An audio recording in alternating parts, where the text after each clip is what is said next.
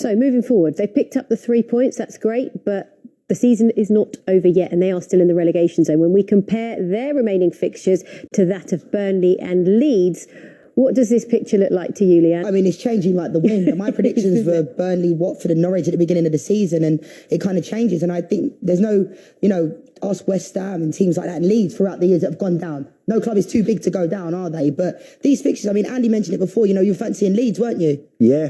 Again, I think at the moment now, I think Everton obviously have that game in hand. 2 away games coming up, Watford being one of them, which is a big opportunity. I look at Leeds and I think they're now facing an Arsenal team that are going very well. Chelsea, you'd like to think are gonna find some victories from somewhere because it's getting a little bit tight and uncomfortable for them at the top.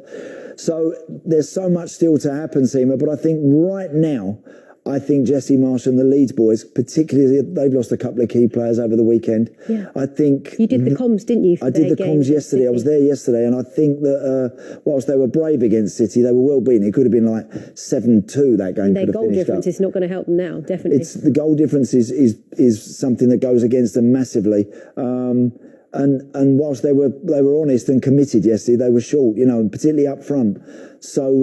So I would worry a little bit about Leeds again at the moment. They have a cushion, but it's now only a couple of points. I still feel Burnley for me. I agree with Andy to a certain degree when it comes to Leeds. I think in their first season last year, everybody said, this is my second favourite team, but you can't win football matches 7-5. No. This is the Premier League, and once a team finds you out, and I think that's what's happened under Bielsa, they were leaking goals. The stats were unbelievable, the amount of goals they were leaking, but for some reason, I just have this feeling about Burnley. Yeah, they've got a new manager coming in, unbelievable results he's got of late, but I still fancy Burnley to go down, along with Watford and Norwich.